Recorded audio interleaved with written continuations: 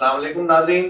Programme آگئی تبدیلی کے ساتھ میں شاہد مصطفیٰ، میرے ساتھ سینئر صحافی تجزیہ کار عابد حسین صاحب۔ عابد حسین صاحب، ملک میں اس وقت جس طرح الیکشن میں گہما گہمی ہوتی ہے وہ تو نہیں ہے، لیکن پھر بھی یہ ہے کہ اب آغاز ہوا ہے اور گہما گہمی نہ ہونے کی کئی وجوہات ہیں۔ کسی پارٹی کے مسائل جو ہے عدلیہ تک ہے، کس پابندی کی صورتحال ہے، کسی پارٹی کے لیے یہ ہے کہ وہ پارٹی، جیسے آپ ایم کیو ایم کی ہم بات کر لیں تو ایم کیو ایم ایک نئی جماعت کے طور پہ ابھر کے آئی ہے، پی ایس پی کے ساتھ اتحاد ہوا ہے تو ابھی یہ خود نہیں سنبھلنے پائے۔ اس ملک میں جو اس دفعہ الیکشن ہو رہے ہیں، کوئی پارٹی اپنے پیروں پہ صحیح طریقے سے نہیں کھڑی ہے۔ کیوں؟ اگر میں بات کروں نون لیگ کی تو نون لیگ بھی جو ہے آپ دیکھیں کہ بڑے ایک زوال کے بعد جو ہے گزر کے جو ہے ریلیف لے کر آئی ہے۔ تو یہ ریلیف جو ہے اب اس ملک میں یہی ذکر ہو رہا ہے کہ یہ الیکشن ریلیف والا ہے اور اس ریلیف کو کے نتائج جو ہے وہ بھی ریلیف والے ہی ہوں گے، تو ایسا لگ رہا ہے۔ اب اللہ بہتر سمجھے گا، لیکن آپ کیا سمجھ رہے ہیں کہ جو ایم کیو ایم نے کراچی میں جلسہ کیا ہے،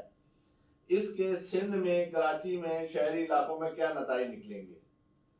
بسم اللہ الرحمن الرحیم۔ بہت شکریہ شاہ صاحب۔ دیکھیے، جو ملک کی سیاسی صورتحال ہے اس میں یہ جو ابہام رہا بہت عرصے تک کہ الیکشن ہوں گے یا نہیں ہوں گے، اس کی وجہ سے ایک تو گہما گہمی جو ہے وہ نہیں اس دفعہ بنی الیکشن کی جو ہونی چاہیے، اور جو کافی پہلے وہ شروع ہو جاتی ہے۔ لیکن چونکہ اب لوگوں کو یہ یقین ہو گیا ہے وقت کم ہے، اب الیکشن ہونے والے ہیں، تو اب پارٹیاں سیریسلی اب کوشش کر رہی ہیں۔ مسلم لیگ نون جو ہے وہ اپنا منشور دینے میں، بر وقت دینے میں ناکام رہی، اور ان کی کئی دفعہ ڈیٹس آ رہی ہے کہ جی ہم اب دے دیں گے، تو ان کا منشور بھی آج کے دن تک نہیں آیا۔ ہو سکتا ہے کہ جب تک ہمارا یہ پروگرام نشر ہو تو وہ اعلان ہو جائے اس کا۔ انہوں نے اعلان کیا ہوا کہ جلد آنے والا ہے، لیکن کسی اتنی بڑی سیاسی پارٹی کا منشور اتنا لیٹ ہونا نہیں چاہیے۔ خود خواجہ آصف بھی ٹی وی کے پروگرام میں اس بات کا اعتراف کر چکے ہیں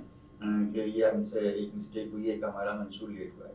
تو آپ دیکھ لیں کہ اتنی بڑی سیاسی پارٹی کا بھی ابھی تک منشور نہیں تھا۔ نمبر دو، جو ایک بڑی پارٹی ہے پاکستان پیپلز پارٹی، پاکستان پیپلز پارٹی کے ساتھ مسئلہ ہم نے پچھلے پروگرام میں بھی ڈسکس کیا تھا کہ آصف زرداری صاحب کا وہ جو ایک بلاول کے بارے میں ایک جملہ تھا، اس کی وجہ سے پیپلز پارٹی کی اپنی جو ایک انٹرنل ایک پولیٹکس ہوتی ہے اس میں ٹیمپو کو بڑا اس سے نقصان پہنچا تھا۔ لیکن پھر بہرحال یہ ہوا کہ اس کو انہوں نے کسی طریقے سے سنبھالا معاملے کو، اور بلاول بھٹو صاحب کو انہوں نے دوبارہ سے ٹھیک سے آگے کیا، ورنہ آصف زرداری صاحب کمنٹ دے چکے تھے کہ بلاول ابھی بچہ ہے۔ بہرحال اب بلاول بھٹو صاحب جو ہیں وہ جلسے کر رہے ہیں، اور سب سے زیادہ متحرک جو ہے پاکستان پیپلز پارٹی نظر آ رہی ہے، اور اس وقت زیادہ زور پیپلز پارٹی کا جو ہے وہ پنجاب میں دیکھنے میں آیا ہے کہ وہاں انہوں نے بڑے بڑے جلسے کیے ہیں۔ لیکن پیپلز پارٹی اپنی انتخابی مہم میں اپنا زیادہ پروگرام دینے کے بجائے اس کی زیادہ فوکس ہے نون لیگ پر تنقید، جو میں سمجھتا ہوں کہ شاید اس کو پنجاب میں اتنا فائدہ نہیں دے گی۔ یہ ہو سکتا ہے کہ ان کی اس تنقید کی وجہ سے سندھ میں ان کو تھوڑا سا وہ مل جائے سہارا، کیونکہ سندھ میں ہی پیپلز پارٹی کی مقبولیت میں کمی ہوئی ہے، خاص طور پہ کراچی میں کام ذرا نہ ہونے کی وجہ سے، اور کراچی کے جو فنڈر بنا رہا اس کی وجہ سے۔ ایم کیو ایم کے جلسے کی جہاں تک آپ نے بات کی ہے، تو دیکھیے سارے اثرات وہی ہیں جو میں نے جس کا شروع میں ذکر کیا۔ تو ایم کیو ایم بھی اسی عوام کا شکار تھی، اب ان کو بھی یقین ہو گیا کہ الیکشن ہو رہے ہیں تو وہ بھی ذرا زیادہ اس سے باہر نکلیں۔ واحد جماعت اسلامی جسے ہم کہہ سکتے ہیں کہ جماعت اسلامی جو ہے اس نے ذرا شروع سے کمپین کو لیا، اور سوشل میڈیا سے اور میڈیا کے ذریعے وہ ہمیں زیادہ نظر آ رہی ہے فیلڈ کے اندر۔ نہیں، اب جو آپ بات کر رہے ہیں اپنا ایجنڈا اور جو انہوں نے دیا ہے پیپلز پارٹی نے خاص طور پہ، اور نون لیگ اپنا جو ہے وہ کہ عوام کے مفاد میں وہ کیا کیا کریں گے حکومت ملنے کے بعد، تو مجھے یہ بتائیں کہ کیسے ممکن ہے اس ملک میں کہ آپ 300 یونٹ بجلی فری دے دیں؟ یہاں تو پیسے دے کے بجلی اویلیبل نہیں ہے۔ عابد صاحب، میں سندھ سے ابھی آیا ہوں، سکر، شکارپور اور لاڑکانہ کا دورہ کر کے، تو آپ یقین کریں کہ وہاں تو دن میں جو ہے ان کو 4 سے 5 گھنٹے ملتی ہے۔ تو ایسے میں جب ہم ان کو بجلی پیسوں میں دینے میں کامیاب، مہنگی بجلی دینے میں کامیاب نہیں ہو پا رہے ہیں، تو ہم انہیں 300 یونٹ بجلی کیسے دیں گے, کیسے لوگ اس پہ یقین کریں؟ دیکھیں یہ بلاول بھٹو صاحب نے بہت میرے خیال سے سیاسی طور پہ غلطی کی جو اس قانون میں اس طرح اعلان کیا کہ 300 یونٹ تک بجلی جو ہے وہ مفت دیں گے. یہ پاسبل ہی نہیں. اس وقت تو حال یہ ہے چاہے وہ الیکٹرک ہو چاہے واپڈا ہو, دونوں یعنی پورے ملک میں یہ حال ہے کہ اگر کوئی بہت بچا کے بجلی استعمال کر رہا ہے, جو غریب گھرانے ہیں جو کوشش کرتے ہیں کہ ہماری انکم نہیں ہے, ہمارا بل کم سے کم آئے, تو کم سے کم استعمال اگر ان کا یونٹ 150 یونٹ بھی اگر آ رہا ہے صرف 1 یا 2 پنکھے یا لائٹ استعمال کرنے کی وجہ سے, تو وہ بل بھی 8-9 ہزار کی حدوں کو چھو رہا ہے. تب آپ مجھے بتائیں کہ جب آپ 150 یونٹ دے کر اور اس کے بھی 8-10 ہزار روپے لوگوں سے وصول کر رہے ہیں, IMF آپ سے کڑی شرائط میں یہ بات کر چکی ہے کہ اب اس ملک میں کوئی چیز فری نہیں ہوگی, کوئی سبسڈی نہیں ملے گی, آپ کو ہمارے ایگریمنٹ کے مطابق چلنا ہے تاکہ قرضے جو ہیں وہ واپس ہوں. تو آپ نے اس موقع پہ یہ والا اعلان کر کے اپنے آپ کو میرے خیال سے تو اپنے سیاسی اس کو نقصان پہنچایا. اس سیاسی کشمکش میں سندھ چھوڑ کر پیپلز پارٹی کی توجہ یہ ہے کہ پنجاب کی طرف وہ بڑی محنت کر رہی ہے. کیا سندھ میں انہیں یقین ہے کہ ان کے جو سندھ میں وڈیرے اور جاگیردار ہیں, جن کے اپنے حلقے ہیں, ان کو محنت کرنے کی ضرورت نہیں ہے, انہوں نے وہاں مسائل حل کر دیے ہیں عوام کے, کہ پیپلز پارٹی اپنے ایک صوبے کی مضبوط گرفت چھوڑ کے اور اس آسرے میں ہے کہ پنجاب میں محنت کرے, شاید عمران خان کی طرف سے اشارہ آ جائے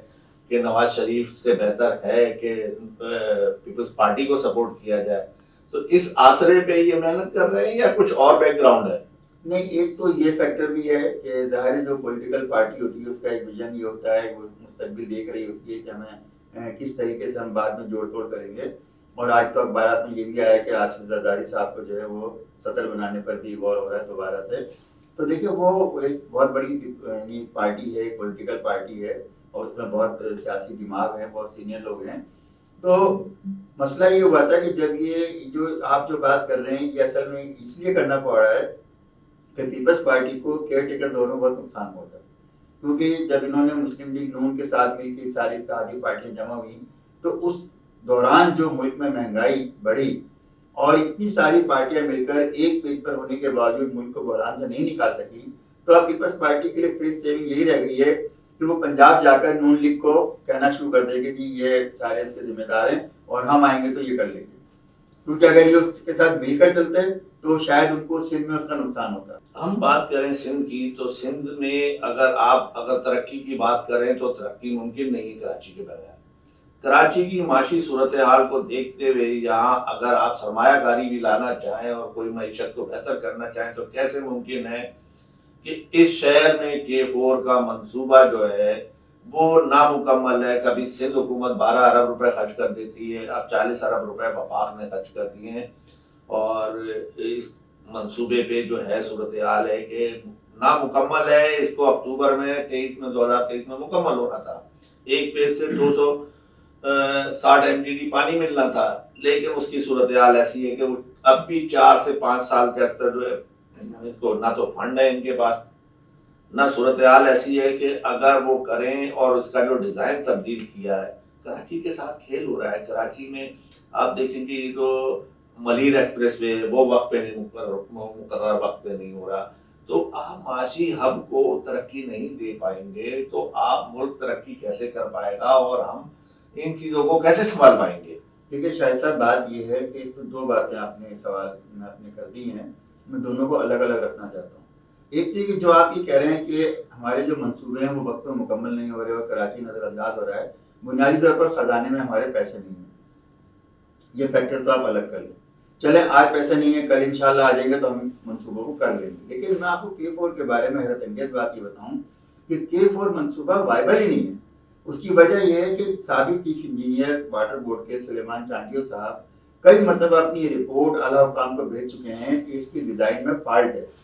آپ گریویٹی کے خلاف جا رہے ہیں, آپ کا ڈیزائن غلط ہے. اگر آپ نے اس کے اوپر اربوں روپے لگا دیے تو آپ پانی پھر بھی نہیں پہنچا پائیں گے. وہ ایک ٹیکنیکل آدمی ہے, ان کی بات کو کوئی سن ہی نہیں رہا ہے. اور واپڈا کو کیا پتا ہے کہ سندھ سے پانی جب لانا ہے کراچی تو اس کو کیسے لانا ہے, واپڈا کو تو اس کا آئیڈیا نہیں ہے. اچھا اگر آپ کے پاس آئیڈیا نہیں ہے تو آپ یہاں کے ایکسپرٹس کو لے لیں جو واٹر بورڈ کے پرانے لوگ ہیں, اب سلیمان چانڈیو صاحب کی رپورٹ میں نے پڑھی ہے جو انہوں نے بھیجی ہے سندھ گورنمنٹ کو بھیجی، چیف سیکرٹری صاحب کو، کافی پہلے کی بات ہے یہ. اس میں انہوں نے کلیئر لکھا ہے اور ایک ایک سیگمنٹ کو ڈیفائن کیا ہے کہ فلاں جگہ سے فلاں جگہ تک اتنے کلومیٹر اتنے میٹر یہ فالٹ ہے، یہاں پانی نہیں جا سکتا، یہاں یہ نہیں ہو سکتا. تو آپ نے اس رپورٹ پر غور ہی نہیں کیا اور آپ اس میں اربوں روپے لگائے جا رہے ہیں اور اس منصوبے کی آڑ میں آپ نے اعلیٰ افسران کو بے پناہ جو ہے وہ سہولتیں دی ہوئی ہیں. ناظرین،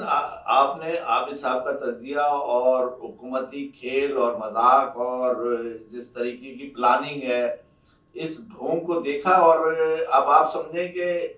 پڑھے لکھے لوگوں میں اور جاہل لوگوں میں کیا فرق ہے. اس ملک کا نظام سارے پڑھے لکھے لوگ ہی چلا رہے ہیں. عابد صاحب ڈاکٹر ہو، انجینئر ہو، اور آپ کا جو بھی صنعت کار ہو، یا جو معاملات جو ہے معاشی جو ہے وہ چلا رہے ہیں، لیکن ان سے وہ جاہل اچھا نہیں ہے. کسائی جو اپنی دکان کھول کے بیٹھا ہوا ہے اور اپنے بچوں کی پرورش کر رہا ہے، اس کے بعد تعلیم نہیں ہے. آپ ریڑھی لگانے والے کے بعد جائیں، اس کے بعد تعلیم نہیں ہے، لیکن وہ آپ دیکھیں گے کام کر رہا ہے، روزگار ہے، اپنے بچوں کو پال رہا ہے اور ساری صورتحال ہے. تو پڑھے لکھوں نے اس ملک کی تباہی کا جو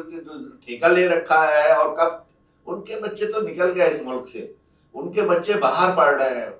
ایسی صورتحال میں جیسے کہ عابد صاحب نے ایک بڑا اہم وہ رہ گیا، جس طرح تعلیمی مذاق کراچی کے ساتھ کیا گیا ہے اور انٹر کے رزلٹ میں جو ہے جو کھیل کھیلا گیا، بچوں کا مستقبل خراب سمجھے نا 70% بچوں کو جو ہے ایگزام صحیح نہیں کرا سکے، ایک ایگزام صحیح نہیں کرا سکے، اور اسی کے شخص کے لیے جو کھیل کھیلتا آیا ہے، جو ذمہ دار ہے، اسی کے لیے گورنر صاحب معافی کا اعلان کر رہے ہیں، سفارش کر رہے ہیں. اس ملک میں جو ہے ایسے لوگوں کی اگر آپ سفارش کریں گے تو ملک ترقی کیسے کرے گا؟ اگر تعلیم کے شعبے میں آپ نے ایک ہی شہر آپ کا ایک کراچی جو 10 گاہیں ہیں اس کے پاس جو خزانہ ہے، یہ ملک کے لیے، یہ نسل کے لیے یہی پرورش اور یہی پروان چڑھائے گا، لیکن اسی کو آپ تباہ کر دیں گے تو کیسے ممکن ہے؟ اب غریب کے بچے تو پڑھنے کا تصور بھی نہیں کر سکتے کہ اتنی محنت اور اتنے ادھار اور قرضوں کے بعد تعلیم دلوانے کے بعد وہ بچہ فیل ہو جائے، ناممکن ہے. تو ہمیں ہر سطح پہ اپنا احتساب کرنا ہے اور اللہ تعالیٰ سے دعا کرنا ہے کہ اللہ تعالیٰ اس ملک کو ان ظالموں سے اور ان ناانصافی کرنے والوں سے جو ہے محفوظ رکھے. عابد صاحب بہت شکریہ آپ کا.